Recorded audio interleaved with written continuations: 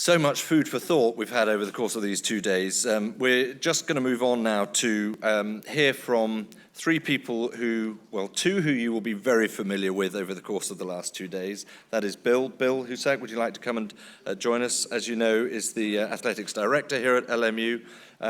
Renata Simril, president and CEO of the LA84 Foundation. And my friend Philip, if they're going to come and join us? Yeah. Come on in. Philip Leopold, who is another of those brains trusters, as I would put it, for the Sport at the Service of Humanity project, and is here representing the SSH. So thank you, all three of you. I think we're looking at a couple of options here. Do take a seat if you want to sit down. You know, no, you're going to stand, okay. I lose control right at the end. It always happens.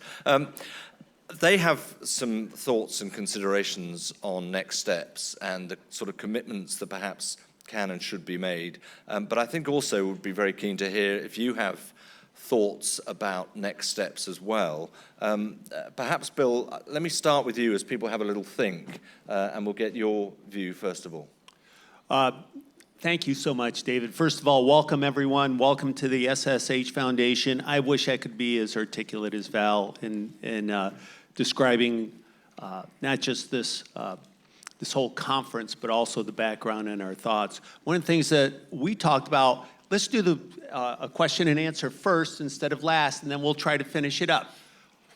What questions do you have or thoughts that you want to share with everyone else here? Or takeaways. Or projects you want to launch. Come on now. It's your opportunity. I'll start with the question I was going to ask for. Oh, I can talk loudly. Yeah, let's get on the mic. All right. Hi, everybody. One of the questions I was going to ask. Sorry. Alan Burke is from Positive Coaching Alliance. Thank you. In Los Angeles, and we're a partner with the LA84 Foundation. And one of the questions I was going to ask is, see our pro teams and many of them of our partners, we have this opportunity for these teams with lots of resources in the community.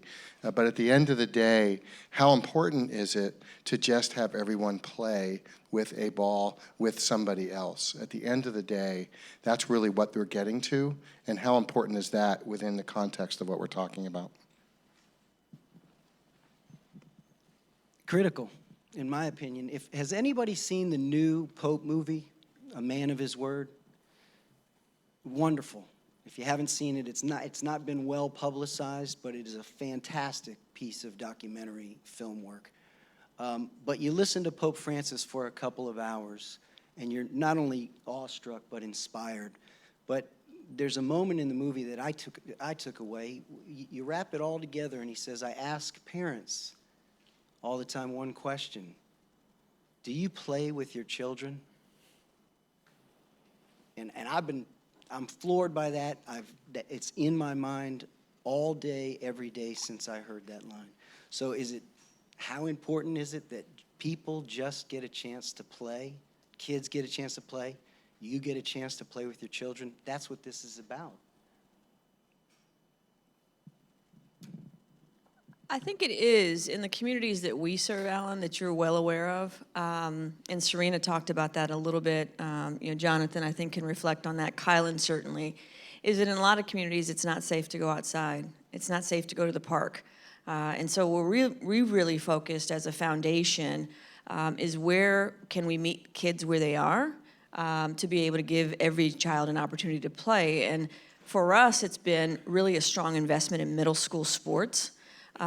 Because as I said yesterday, that funding issues, policy decisions has really dismantled the opportunity for recess, physical education 1 to 2 days a week. And so those environments where kids, used to be able to play no longer exist.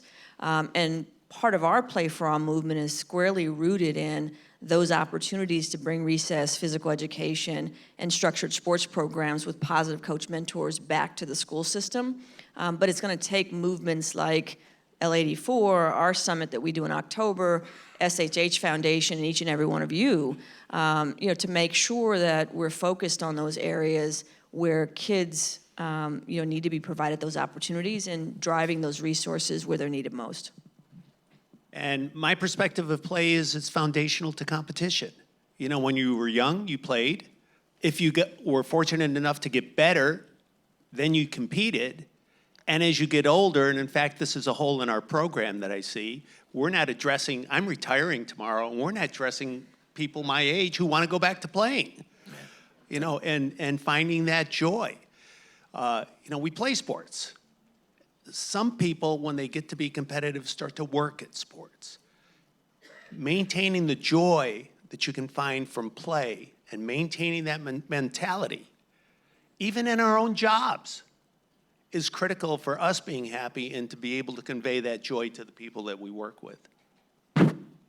So I have a question to the group. I mean, it's what's inspired, what's moved you, what's a key takeaway? It doesn't have to necessarily be, a question. It can just be a word.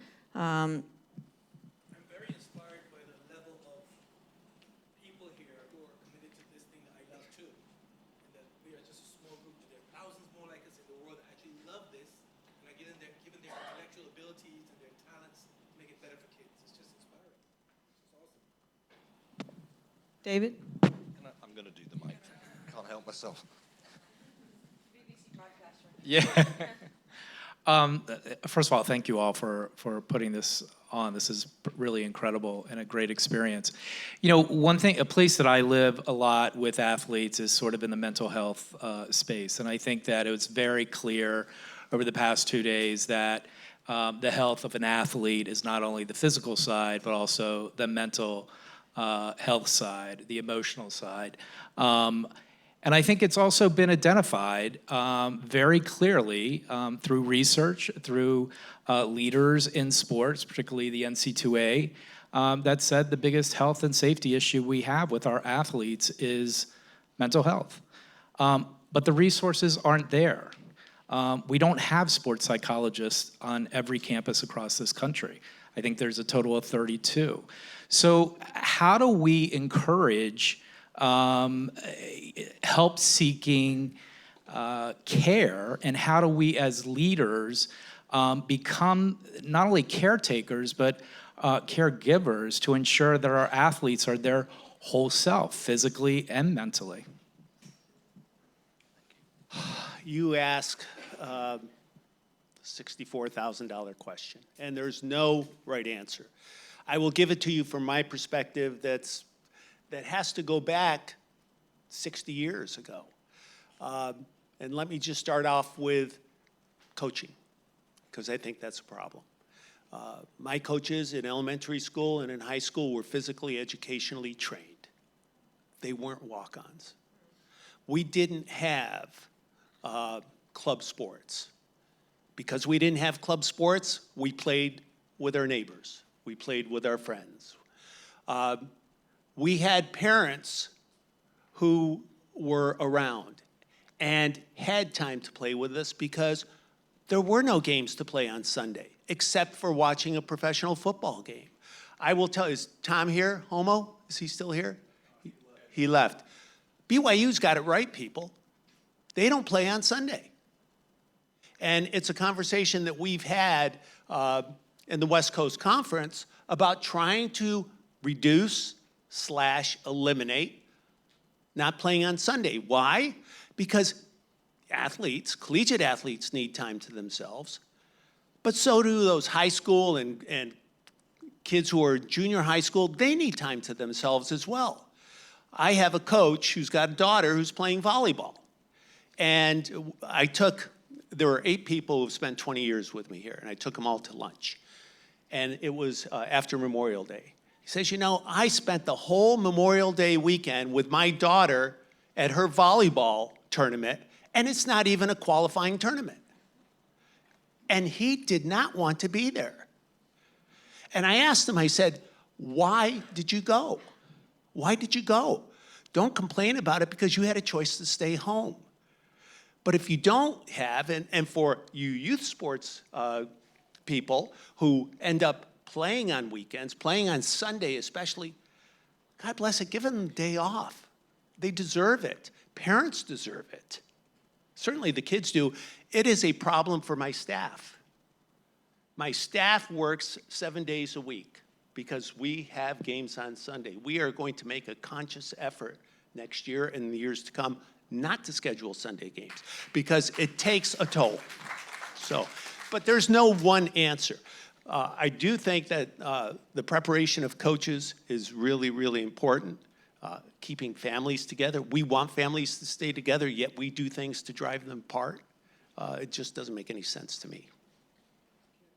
Can I make a comment? This is my sport at the service of humanity sales pitch. Okay, and by the way, Tom from BYU, I think, was also the one that gave us a little critical, some constructive criticism that the word service ought to be bold-faced in our logo. I think he's right. But we're here we say all the time internally, we're not B2C, we're not programmers, we don't have boots on the ground. We're B2B, we're facilitators. And if that's a problem that's been identified in the college space, we'd like to help.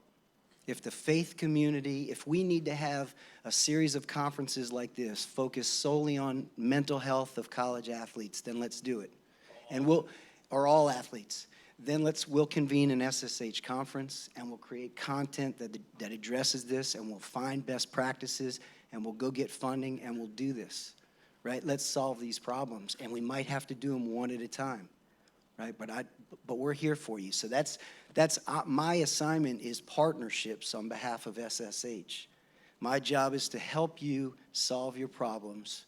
Sport at the service of humanity. So call me, contact me, call David, call Malou, call Melchor, and let's get to work on it. I appreciate that. David, that's just on your to-do list. It's on my to-do list. I mean, look, if you want to really boil it down to sport, I mean, we want the best from our athletes, right? We want the best performance. If they're not here, they're not at their best. So it doesn't matter how physically equipped they are. And we always talk about how, sport is a mental game. So it's a big piece of the puzzle. If I could just add to that as well, I think that it is a huge, Bianca Edison from Children's Hospital Los Angeles. If I might, David is actually the producer of the film Alone in the Game. Alone in the Game that was referenced in this morning's panel, so you didn't get a chance to introduce yourself, David. That's it. Thank you. But I think that one big takeaway is the athlete as the whole person. And the taking the biopsychosocial model and applying that to the athlete and their success, and delving into those issues of mental health, and not just physical literacy, but emotional literacy. And how can we give these athletes the tools to even find the words to identify what they're feeling up here in their mind, and how to effectively convey that to coaches or to other players or to their parents, and speak up about those issues as well as to issues that they're dealing with from a physical perspective. Yep. Yeah, I would just add, if everybody can hear me, I would just add, the NCAA has certainly had its struggles, but they have stepped up. Thank you. Yes, Bill Drake from Gonzaga University. Over the years, the NCAA certainly has made a lot of attempts. I have to give credit where credit is due. Dr. Brian Hainline recently in 2013 became the chief medical officer, and I would say he has done an excellent job. I was just recently on that website with the Toolkit, the Mental Health Best Practices Toolkit. It is flush with a ton of information. I know it's focused towards college and universities, but it's got every fact sheet in there. It's got stats. It's got preloaded PowerPoint slideshows, toolkits on how to create a mental health workshop on your campus. Things that I know are overwhelming us at Gonzaga, but we're creating our mental health team and putting it together. And I would just offer it as a great resource and give kudos to the NCAA for that and providing it to all the institutions. Thank you.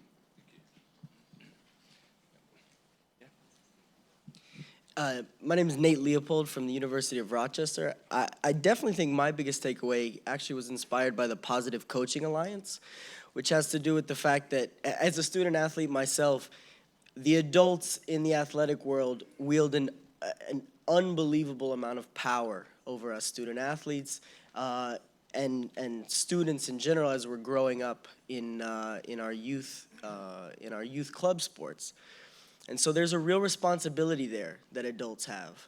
And it comes down to respect, because we talk a lot about student athletes respect. We talk a lot about the players respecting the coaches, and a coach will snap off on you if you disrespect him. But we never talk about the coach respecting the kid.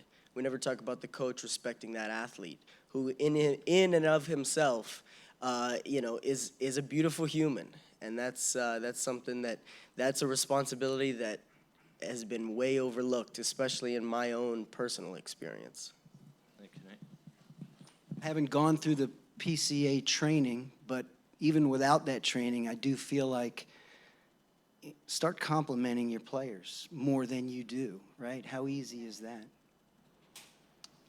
Hi, David Walsh from Villanova University. And I think one of my takeaways, it's very much what John was saying. It's not necessarily anything new, but I think it's always a reminder, having been at the conference at Villanova last year and then here as well, always just enjoying meeting people who are of the same mindset and have the same goal and the same mission, because it was said at one of the earlier panels today, I think it was the Women in Athletics panel, we have these wonderful principles up here and the 3 I's, and they're all great and wonderful things to talk about, especially in this setting. But that can be hard to balance when we hear a lot. It's been said throughout the week, win at all costs is kind of the main mentality that we're dealing with in the world. And I think the struggle is just that everything that we're talking about is extremely countercultural. And to put in the work that we're all trying to put in, whether it's at higher education or community organizations, to be countercultural is extremely exhausting and draining. And I think just the ability to interact with each other here and to be each other's support systems, to collaborate, not only with the different people here, but also getting back to your organizations. I know for me, especially at Villanova, trying to reach out to community partners or campus partners, how important that is in trying to really transform the way that we're approaching sports. Just to recognize that countercultural change is not an easy thing to do, and that we need to be supportive of each other at our institutions and across institutions, because otherwise we'll probably just fall back into the same habits just because it's too hard to do it alone. But I think you have to start where you are. And it's, to Philip's point, it could be a simple action as, I'm going to go back to Villanova and I'm going to recognize my player. I'm going to go back to Gonzaga and I might have a player that I suspect is struggling with his or her identity. And I'm going to reach out to Athletes Alley and I'm going to say, how do I engage that conversation? It starts by saying, I want to get involved in underserved communities and volunteer 1 day a week. So I think we make the problem much bigger than it, it is a big problem, don't get me wrong, but we make the solution that it has to be, we're going to come in and we're going to fix it. I think it's important to say, you've taken the step to be here, and this conference is different than most other conferences. As I said yesterday, I was moved, having the privilege of joining the Vatican. What can I do? I found out I'm the only organization that has 6 of the original posters, because I guess I wasn't supposed to take just one. I took all 6 of them. No, these aren't the posters. I actually had them framed, and they're in our office hallway. So everyone who comes through and visits the LA84 Foundation, are inspired by the principles and ask the question. So I think we need to be mindful of, it takes just one thing we do different, and then that creates a movement. And that movement begins to create change. We've been looking everywhere for those posters. Now I know. Any more? Yes, thank you. Hi, James Hines. I'm with Fan Hacks. We're a San Jose-based fan engagement and events company. My question is to the gentleman to your right. Yes, when he mentioned, and to everyone, but when he mentioned, hey, he's willing to invest. And here's what I'm suggesting. When I look at the attendance here, it's coaches and it's the professional side, and there's a student athlete, which the coaches and the teams engage with. A lot of this information would really need to get into the parent component or the guardian. And while I recognize the opportunity for these organizations to extend that may not be there right away, but a lot of parents are very social media driven. So what I'm suggesting is a toolkit that says takes the best of this, engages this organization or types ongoingly, but provides a clear student, athlete, coach toolkit that's parent-centric. Malou, where are you? Malou has been working, pardon me? Yeah, but Malou has been talking about a community, a grassroots toolkit for 18 months now. We, for better or worse, the SSH operates this way. We're trying to react to needs and problems that we find in the marketplace. That's really where we are. So as we identify these needs, you know, again, then we go and launch an effort to try to solve that problem. We've got what I think you just described, sort of a template built on research that Malou has spent 18 months, you know, piecing together. We're looking for a patron who would either fund it or print it or distribute it. So again, I think my answer might be repetitive to what we were talking about earlier on mental health. If you guys, we want to help. If you guys need a toolkit and SSH can somehow facilitate that and distribute it, we will. I just had Keith Johnson's presentation, and with the Falcon Club yesterday, I was not aware of that, but boy, that certainly seems like a pretty good place to start because of the whole community, from parents to school districts to politicians, all getting involved. And here's one thing that LMU and LA84 are doing. A couple things. One, the two-day conference was videotaped, each of the sessions. We're going to make those available on LMU's website as well as LA84's website, la84.org. And we also had interviews with each and every one of the panel members. And so as they were moving out, we captured them upstairs to ask them some questions about this conference. Something as simple as you guys going on LA84 or LMU's website, or SHH's website, I should have said you're going to have them as well, is sending those to your social media networks. Send those to your athletes. Send those to your parents. Send those to your staff. Send those to your network. And that's how the movement gets created, because it might spark someone saying, hey, I want to get involved and I want to host a conference with SHH on mental health or on youth sports or whatever the case may be. So look for those opportunities for you guys to take action as well.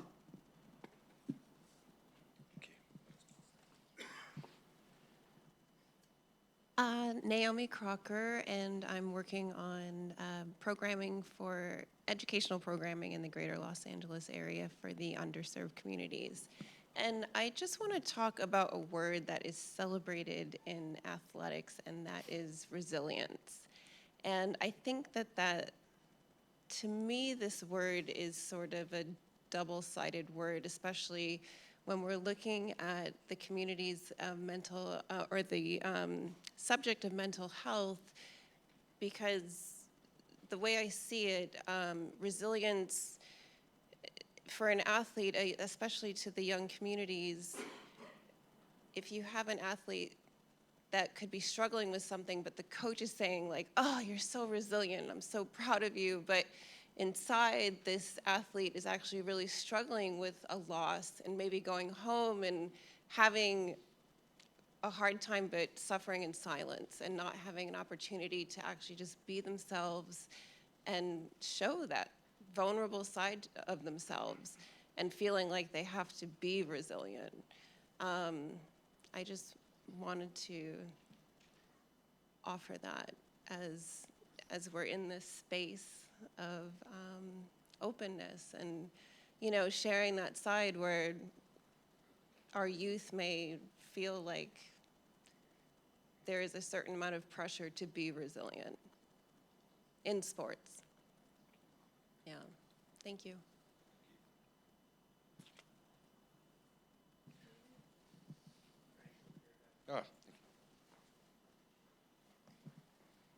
I'm Frank Alaco from the University of San Francisco. I was a 15-year youth coach, 24 years high school coach, and then coached college at San Francisco, and now I'm in administration. And I think one of the issues that I see is the pressure on the youth coaches, unlike our newscaster who picked a program based on what you're going to teach, character, most parents are choosing it on success. So the youth coaches are feeling that they have to win. And then you look at the college level, and it's the same thing. There's so many limitations on time that the kids often don't have time to really engage in the community and do the things that they should be doing. And I think we all agree. I mean, this is my second time here, and I'm bought in hook, line, and sinker. I love this thing. It really represents what I've tried to stand for. And I know that winning occurs when people put themselves second for the good of the team. And there's a real commitment to each other. You work for each other. You love for each other. All the words we talk about are important. And I know that it wins. But I think coaches sometimes think, I got to get them in the gym shooting. They got to be in lifting weights. They got to do all these other things. And they're losing the fact that if you do put yourself second and serve others, it comes back to you tenfold. And then we're making decisions on evaluating them. It really comes down to winning. Bill, you've been doing this a long time. I mean, there is this pressure on them to win. So how do we go back with next steps and try to create an environment where we want the balance of both things? And I think it's part of it is convincing the coaches that this will work, you know? But yet, I think they're so driven into the guy across the street shooting 8 hours a week, I should be doing the same thing. And if I don't win, I'm going to get fired. No one's going to look at, am I saving the world? So that's my question for you. I think your suggestion about the videos was great. But how do we go back and energize our departments as much as we are based on the fact that this is really the way to coach? Frank, in college athletics, winning is a part. For those places that it is the top of the pinnacle, there are different pressures in those places. As an example, I think in the West Coast Conference that really has institutions, the Big East same way, has institutions that believe that winning is a part, but it's not at the top of the pinnacle. As an administrator, my message to coaches is this. We expect our kids to graduate. We expect to develop the whole person in here. You will get fired quicker for cheating than you will for losing. And patience with coaches is an important component, I think, for an administrator. If you have a coach who's doing everything well, but they're not quite winning, counsel them. Get them some help in the winning piece. But my goodness, there are a lot of winning coaches out there who don't do anything else but win. And I wouldn't want my son or daughter playing for. As an administrator, that is one of my evaluative tools. Do I want my child playing for this coach? If the answer is no, why am I employing them? But if the answer is yes, I would hope I would have a long and patient leash. Loyola Chicago's coach was there 7 years. John Wooden didn't have a winning season. You know basketball better than I, till what, his 7th season? That coach today, John Wooden would never have gotten a chance in many programs today. The Loyola University coach would have been fired 2 years ago. And so we create the culture as administrators. Many of you here are administrators in other areas besides college sport. You create the culture. You set the tone. You establish the expectations. And then it's your job to make sure that everybody else who supports you understands those and continues to support you as long as that person is meeting those expectations. And that's a lot of hard work because sometimes it is counterculture to have those. Today it's counterculture. I'm not so sure how many decades ago it wasn't, but today it seems to be. I think I heard yesterday some really good news. Compensation shapes behavior. And it might have been, I don't know who it was, Connie, who said the NCAA is now going to start rewarding schools not only for wins in the basketball tournament, but for graduation rates or GPA, something along those lines. That's massive. I mean, we have a systemic problem.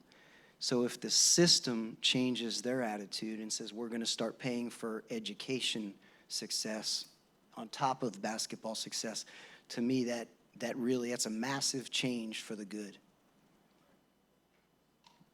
Oh, that's it? Our final takeaway? I was just so intrigued by last year I was so intrigued by Villanova. You know, when you look at Father Hagen, who they think enough of to make an associate athletic director as their team chaplain. You know, and then you look at Loyola Chicago with Sister Jean, and you look at, there's right in front of us these examples that work, of people that really value faith and are doing it the right way. It makes you be a Villanova fan and a Chicago Loyola fan, you know. So it's there, it's happening, and I just think your explanation was very good. Appreciate it. Thank you, Frank. And, you know, we're trying to follow that too. We're putting 2 priests on the court because we need that much help. So we've been asked to go ahead and just sort of summarize our takeaways here, and I'm going to try to be very brief. One of my favorite movies is A Time to Kill. Great topic, huh? A Time to Kill. And if you've seen that movie, you've seen at the end of it, Matthew McConaughey going ahead and defending a black father whose daughter was raped, was hung, was drowned, to an all-white jury. And he gives the most eloquent speech. And he paints the vision of what happened to this young girl. And he doesn't have a chance prior to the speech of getting the verdict. And his last line in the verdict is what? Can somebody tell me?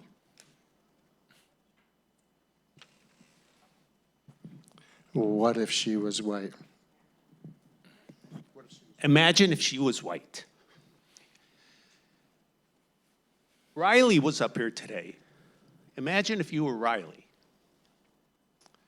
Imagine if you were Kaylin, who you heard yesterday. Imagine if you were Father Boyle. They have a vision of what is possible. And it takes great courage to do that. My takeaway for this is really more related to Father Boyle's kinship with the people that are around the margins. If you have kinship with the people who are around the margins disappear. They're not there. And you have inclusion. And that is just a wonderful vision, I think, for all of us in athletics. I have spoken to youth organizations before. I've always been invited to speak. I've never been at a conference that has such a diverse group of people attending. You know, usually the conferences we go to are with fellow athletic directors or fellow university people. But we have, after 18 years of life, inheriting people who are already formed, and in some cases trying to reform them. The visions that I would have really start way before they ever come to university. And for those of you who work with youth sports, that's a great responsibility. Positive Coaching Alliance. Our coaches need to know that the proper learning ratio of positive to negative comments is somewhere from 7 to 10 positive comments for every 1 constructive/negative. 7, 10 to 1. Making that simple change will drastically change the environment on a team. It will drastically change how well those student athletes perform. It will drastically change what their self-image is like. It will drastically change their resiliency. So my takeaway was a new word that I learned, an African word that Lolita mentioned, Ubuntu. U-B-U-N-T-U, Ubuntu. I am because we are.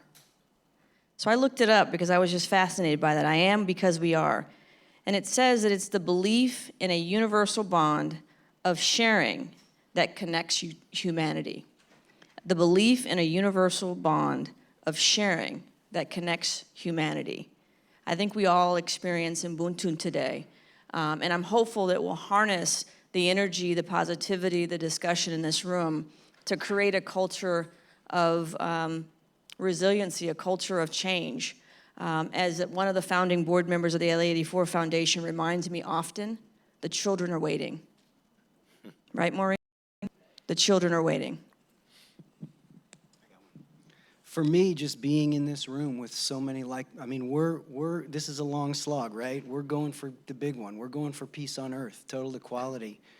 And it's inspiring to be in a group like this. But for me, and we got to do it through sport. And for me, the line I'll never forget, I think was Kalen the very first presenter? And he said he'd come. Forgot about me. I was actually first, but Yeah, you know. before him. But that's why I didn't follow him, though. That's what you can't follow. But Kalen said either the Bloods or the Crips or the gang members would try to recruit him. And he'd say, no, man, I don't bang, I play football. That's it. It's kind of like what Serena Lima said. I have hope. How many in this room have hope? I have hope. Because I have hope, I have to take action. Well said. Well, thank you very much indeed for those takeaway thoughts.